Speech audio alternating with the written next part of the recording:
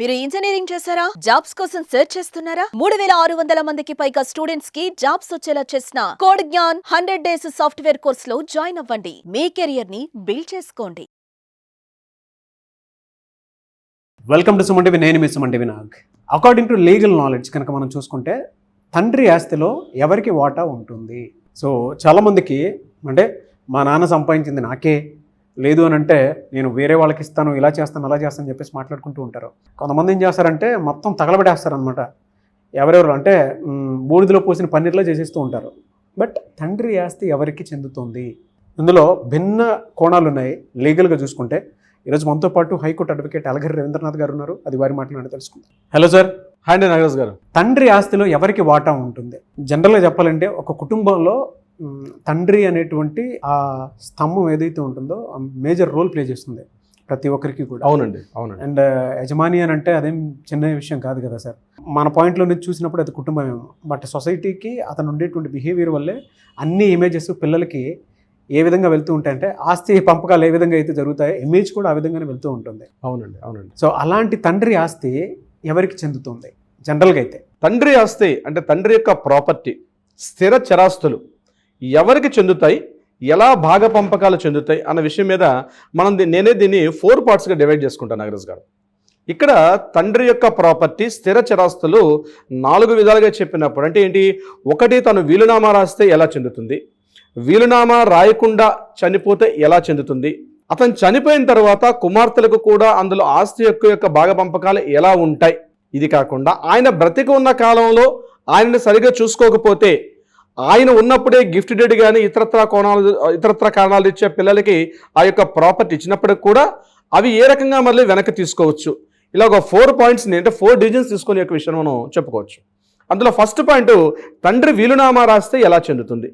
For example, తండ్రి బతుకున్నప్పుడే తన యొక్క ప్రాపర్టీ ఎవరెవరికి ఎంతెంత ఎలా చెందాలి అంటూ ఒక వీలునామా రాశారనుకోండి. అంటే పలానా ప్రాపర్టీ ఇది, పలానా ఇల్లు ఈమె తన కూతురికి ఇస్తుందని చెప్పి అతను పూర్తిగా భాగ పంపకాలు చేసి, 2 కుమారులున్నా, అమ్మాయిలున్నా, కూతుర్లు కొడుకులు ఎవరున్నా, ఒక్కరే ఉన్నా, తన భార్య బతుకున్నా, ఇలా రకరకాల సందర్భాల్లో ఎలా ఉన్నప్పటికీ కూడా వీలునామా అనే ప్రక్రియ ద్వారా కానీ కరెక్ట్గా రాసుకోగలిగితే అందులో ఎలా అయితే వివరించారో దాని తగ్గట్టుగా కూడా, అంటే అతను మరణాంతరం విల్ అంటే ఏంటి? యాక్చువల్లీ వీలునామా అంటారండి. WIL విల్ ఫామ్ ఎప్పుడు వాడతాం? ఫ్యూచర్ టెన్స్లో వాడతాం. దట్స్ కాల్డ్ వీలునామా. చాలా మంది తెలియని విషయం ఏంటంటే విల్ డేడ్ అంటే విల్ అంటే విల్ ఫామ్ అనేది అంటే ఇంగ్లీష్ గ్రామర్లో విల్ ఫామ్ ఎప్పుడు వాడతాం? ఫ్యూచర్ టెన్స్లో వాడతాం. అంటే తన తదనంతరం ఎవరైతే తండ్రి యొక్క ఇంటి యజమాని ఎవరైతే చనిపోయారో అతని మరణాంతరం ఆ యొక్క ప్రాపర్టీ వీలునామాలు ఎలా రాశారో దాని తగ్గట్టుగా చెందే అవకాశం ఉంటుంది వీలునామా ప్రక్రియ ద్వారా. ఇది ఒక సరైన ఒక అనుభవం ఒక న్యాయవాది రాసినటువంటి విధానం వేరే విధానం ఉంటుంది. అదొక పార్ట్. ఇక రెండవది, ఆ వీలునామాలో మరొక పాయింట్ కూడా మీకు నేను చెప్పే ప్రయత్నం చేస్తాను. ఇక్కడ ఓన్లీ స్థిర చరాస్తులు వేస్తారంటే ఏమైనా రాసుకోవచ్చు. అంటే స్థిర చరాస్తులతో పాటు తనకున్నటువంటి ఒక వింటేజ్ కార్లు, అలాగే vintage watches, copy rights acts, ఇట్లా చాలా రాసుకుంటారు దాంట్లో. దానికోసం మనం వీళ్ళతో ఒక ప్రత్యేకంగా మరొక వీడియో కూడా చేద్దాం. ఇది వీలునామా. ఇక రెండో పార్ట్ మనం ఏమనుకున్నాం? తండ్రి వీలునామా రాయకుండా మరణించినట్లయితే ఆ యొక్క ప్రాపర్టీ ఎలా చెందుతుంది. ఇది మనం పాయింట్ నెంబర్ 2గా చెప్పుకున్నాం. తండ్రి వీలునామా రాయకుండా మరణించాలనుకోండి, ఫర్ ఎగ్జాంపుల్ ఇక్కడ ఆ యొక్క పార్ట్ ఏదైతే ఉంటుందో అది క్లాస్ 1 లీగల్ హెయిర్స్ అని మనకు ఉంటుంది. ఇది మరలా 2 రకాలుగా ఉంటుంది. ఒకటి 1956 హిందూ వారసత్వ హక్కు చట్టం అని అది మనకు ఉంటుంది. అదే ముస్లిమ్స్ అయితే వాళ్ళకి షరియత్ యాక్ట్ ఉంటుంది. క్రైస్తవులకైతే 1956 అదే ప్రత్యేక చట్టం ఉంటుంది. ఆ చట్టం ద్వారా వాళ్ళకి 3 రకాల వ్యక్తులకు 3 రకాలు విభజించి ఉంటాయి. ఇక్కడ హిందూ విషయం వచ్చినట్లయితే హిందూ అవిభాజ్య ఫ్యామిలీ అంటే హిందూ యొక్క అన్డివైడెడ్ HUF అంటారు. హిందూ అన్డివైడెడ్ ఫ్యామిలీ HUF అని. దానిలో ఎలా చేస్తారు? క్లాస్ 1 లీగల్ హెయిర్స్ అంటారు. క్లాస్ 1 లీగల్ హెయిర్స్ కింద ఎవరు వస్తారు అంటే క్లాస్ 1 లీగల్ కింద ఎవరు వస్తారంటే ముందుగా భార్య, అదేవిధంగా కొడుకు, నెక్స్ట్ కూతురు, తర్వాత వచ్చే పార్ట్ తల్లి. అంటే చనిపోయినటువంటి వ్యక్తికి తల్లి ఉంటే ఆమెను కూడా ఒక పార్ట్ చేస్తారు. ఉన్నటువంటి ప్రాపర్టీ 4 భాగ పంపకాలు చేసుకుంటూ వస్తారు. క్లాస్ 1 లీగల్ హెయిర్స్ ఉంటాయి. ఒకవేళ క్లాస్ 1 లీగల్ హెయిర్స్ లేకపోతే క్లాస్ 2 లీగల్ హెయిర్స్కి వస్తుంది. క్లాస్ 2 లీగల్ హెయిర్స్ లేకపోతే అది ఎలా వస్తుందో అదొక ప్రత్యేక వీడియో చేద్దాం. అదంతా ఒక పెద్ద సబ్జెక్ట్ అది. So anyway class 1 legal hairs ఉంటారు. సో ఒకవేళ అతను మరణాంతరం ఎలా ఉంటుంది, ఈ యొక్క ప్రాపర్టీని ఈ రకంగా విభజించుకునే అవకాశం ఉంటుంది. ఇది అతను మరణించిన తరువాత. అతను బ్రతికున్న సందర్భంలో మాత్రం ఆ ప్రాపర్టీని, అంటే అతను సంపాదించుకున్న ప్రాపర్టీ, తండ్రి సంపాదించుకున్న ప్రాపర్టీని క్లెయిమ్ చేసుకునే హక్కు ఎవరికి కూడా లేదు. ఇది గుర్తుపెట్టుకోవాలి. అతను బ్రతికున్న సందర్భంలో ఆ ప్రాపర్టీ, తను సంపాదించుకున్న ప్రాపర్టీ, తన స్వార్జితైన ప్రాపర్టీని ఎవరికైనా ఇచ్చుకునే హక్కు అతనికి ఉంటుంది. కాబట్టి నాకు ఈ ప్రాపర్టీ ఇవ్వలేదు అని ఎవరు కూడా కోర్టుకు వెళ్ళి ఛాలెంజ్ చేసే అవకాశం అయితే ఎట్టి పరిస్థితిలో కూడా లేదు. ఇది వీలునామా రాయకుండా మరణించిన వ్యక్తికైతే. ఇక మూడో పాయింట్, ఆడపిల్లలకి తండ్రి ద్వారా ఆస్తి హక్కు ఎలా వచ్చే అవకాశం ఉంటుంది. సో 2005 యాక్ట్ ప్రకారం, అంటే 1985 సెప్టెంబర్ 5వ తేదీ నాడు మన తెలుగు రాష్ట్రాలు, అంటే ఉమ్మడి ఆంధ్రప్రదేశ్లో అప్పుడు ఎన్టీఆర్ గవర్నమెంట్లో ఒక యాక్ట్ చేయడం జరిగింది. ఆ యాక్ట్ ప్రకారం 1985 సెప్టెంబర్ 5 తర్వాత జరిగినటువంటి వివాహాలకు సంబంధించినటువంటి ఆడపిల్లలకు కూడా ఆ ఆస్తిలో సమాన హక్కు, అంటే అబ్బాయిలతో పాటు అమ్మాయికి కూడా సమాన ఆస్తి హక్కును ఇవ్వడం జరిగింది. కానీ తర్వాత తమిళనాడు గవర్నమెంట్, ఆ తర్వాత కేరళ గవర్నమెంట్, అలాగే మహారాష్ట్ర, ఇవన్నీ ఏ రాష్ట్రానికి ఆ రాష్ట్రం ప్రత్యేకంగా హక్కు చట్టాలు చేసినప్పటికీ కూడా, అంటే ఆడపిల్లలకు కూడా ఆస్తిలో సమాన వాటా కల్పిస్తూ కొన్ని చట్టాలు చేసినప్పటికీ 2005లో సెంట్రల్ గవర్నమెంట్ ఒక యాక్ట్ని తీసుకొచ్చారు. ఆ యాక్ట్ ప్రకారం ఏంటంటే దేశవ్యాప్తంగా ఉన్నటువంటి అన్ని రాష్ట్రాల్లో ఉన్నటువంటి స్త్రీ పురుషులందరూ కూడా, ప్రతి ఒక్క మహిళకు కూడా కంపల్సరీ ఆస్తిలో సమాన ఆస్తి హక్కు ఉండేటట్టుగా అక్కడ మనకి యాక్ట్ చేయడం జరిగింది.